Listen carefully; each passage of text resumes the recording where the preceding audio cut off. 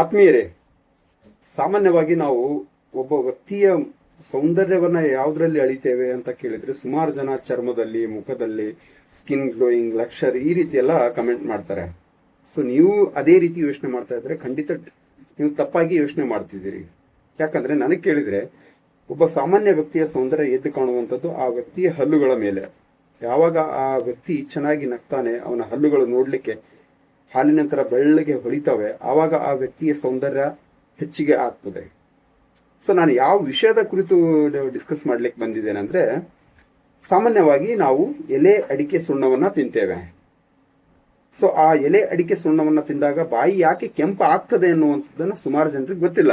ಈ ಉತ್ತರ ಕರ್ನಾಟಕ ಭಾಗದಲ್ಲಿ ಬಂದ್ರೆ ಸುಮಾರು ಜನ ಏನ್ ಮಾಡ್ತಾರೆ, ಎಲೆ ಆಮೇಲೆ ಅಡಿಕೆ ಸುಣ್ಣ ಇವುಗಳನ್ನ ಮಿಕ್ಸ್ ಮಾಡಿಕೊಂಡು 24x7 ಅವರ ಬಾಯಲ್ಲಿ ಹಾಕಿ ಜಗಿತಾ ಇರ್ತಾರೆ, ಎಲ್ಲಂದ್ರಲ್ಲಿ ಉಗಿತಾ ಇರ್ತಾರೆ.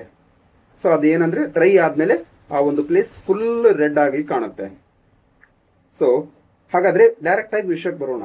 ನಮಸ್ತೆ ವೀಕ್ಷಕರೇ, ನಾನು ನಿಮ್ಮ ಶಿವರಾಜ್ ಸರ್ಟಿಫೈಡ್ ಕ್ಲಿನಿಕಲ್ ನ್ಯೂಟ್ರಿಷನ್ ಮತ್ತು ಆರೋಗ್ಯ ಭಾಗ್ಯ ಕನ್ನಡ ಯೂಟ್ಯೂಬರ್. ನೋಡಿ ವೀಕ್ಷಕರೇ, ಈ ವೀಳ್ಯದೆಲೆಯಲ್ಲಿ ಮತ್ತು ಅಡಿಕೆಯಲ್ಲಿ ಏನಂದ್ರೆ ಪಾಲಿಫಿನಾಲ್ಸ್ಗಳು ಮತ್ತು ಕ್ಯಾಟೆಚಿನ್ ಅನ್ನುವಂತ ಸಂಯುಕ್ತಗಳು ನಮಗೆ ನೋಡ್ಲಿಕ್ಕೆ ಸಿಗುತ್ತೆ. ಇವು ಸಾಮಾನ್ಯವಾಗಿ ಏನಂದ್ರೆ ಹಳದಿ ಅಥವಾ ಕಂದು ಬಣ್ಣದಲ್ಲಿ ಏನಂದ್ರೆ ವಾತಾವರಣದಲ್ಲಿ ನ್ಯೂಟ್ರಲ್ ಆಗಿ ಇರ್ತವೆ, ತಟಸ್ಥವಾಗಿರ್ತವೆ. ಸೊ ಇನ್ನು ಎರಡನೇದಾಗಿ ಅದಕ್ಕೆ ಮಿಕ್ಸ್ ಮಾಡುವಂಥದ್ದು ಸುಣ್ಣ. ಈ ಸುಣ್ಣ ವಿಜ್ಞಾನದ ಪ್ರಕಾರ ಕ್ಯಾಲ್ಸಿಯಂ ಹೈಡ್ರಾಕ್ಸೈಡ್, ಇದು ಆಲ್ಕಲೈನ್ ಬೇಸಿಸ್. ಇದು ನ್ಯಾಚುರಲ್ ಆಗಿ ಏನಂದ್ರೆ ಆಲ್ಕಲೈನ್ ಬೇಸಿಕ್ ಆಗಿರುತ್ತೆ, ಅಂದ್ರೆ ಕ್ಷಾರೀಯ ಗುಣ ಇರುತ್ತೆ. ಸೊ ಯಾವಾಗ ನಾವು ಈ ಎಲೆ ಅಡಿಕೆ ಸುಣ್ಣವನ್ನ ಬಾಯಿಗೆ ಹಾಕಿ ಜಗಿತೇವೆ, ಆವಾಗ ಬಾಯಿಯಲ್ಲಿರುವಂತಹ ಲಾಲಾರಸ, ಐ ಮೀನ್ ಸಲೈವ, ನಮ್ಮ ಬಾಯಿಯ ಉಗುಳಿನ ಜೊತೆಗೆ ಅದು ಕೆಮಿಕಲ್ ರಿಯಾಕ್ಷನ್ ಆಗಿ ಏನಾಗುತ್ತೆ ಅಂದ್ರೆ, ನಾವು ತಿನ್ನುವಂತ ಆ ವೀಳ್ಯದೆಲೆ, ಅಡಿಕೆ, ಸುಣ್ಣ ಇವೆಲ್ಲವೂ ಏನಂದ್ರೆ ಕೆಂಪು ಬಣ್ಣಕ್ಕೆ ಟರ್ನ್ ಆಗ್ತದೆ.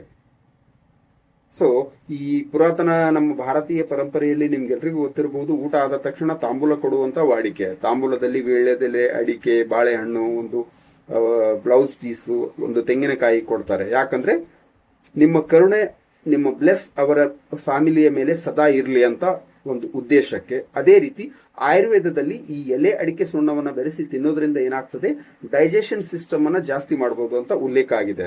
ಆದ್ರೆ ನಾವೇನ್ ಮಾಡ್ತಾ ಇದೀವಿ, ಆ ವೀಳ್ಯದೆಲೆ, ಅಡಿಕೆ, ಸುಣ್ಣದ ಜೊತೆಗೆ ಏನ್ ಮಾಡ್ತಾ ಇದೀವಿ, ನಾವು ಹೊಗೆ ಸೊಪ್ಪು, ತಂಬಾಕು, ಗುಟ್ಕಾ ಈ ರೀತಿ ಏನಂದ್ರೆ ಮಾದಕ ವಸ್ತುಗಳನ್ನ ಬೆರೆಸಿ ಸೇವನೆ ಮಾಡ್ತಾ ಇದೀವಿ. ಇದರಿಂದ ಏನಾಗುತ್ತೆ ಅಂದ್ರೆ ಹಲ್ಲುಗಳ ಮೇಲೆ ನಮ್ಗೆ ರೆಡ್ಡಿಶ್ ಏನಂದ್ರೆ ಒಂದು ಕೋಟ್ ಉಂಟಾಗ್ತದೆ, ಯೆಲ್ಲೋಯಿಶ್ ಟೀತ್ ಆಗ್ತದೆ. ಅದು ಮುಂದೆ ಹೋಗಿ ಏನಂದ್ರೆ ವೀಕ್ಷಕರೇ, ನಿಮ್ಗೆ ಬಾಯಿಯ ಕ್ಯಾನ್ಸರ್ ಆಗಿರ್ಬೋದು, ಅಥವಾ ನಿಮ್ಮ ಏನು ಒಸಡುಗಳಿವೆ ಆ ಒಸಡುಗಳಲ್ಲಿ ಸಮಸ್ಯೆ ಉಂಟಾಗುವಂಥದ್ದು ಈ ರೀತಿ ಎಲ್ಲ ಉಂಟಾಗ್ತದೆ.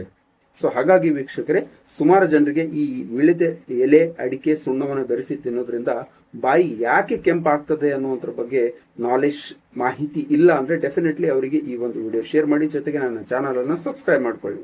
ಸೊ ಮತ್ತೆ ಸಿಗೋಣ ಮುಂದಿನ ವಿಡಿಯೋದಲ್ಲಿ. Thank you.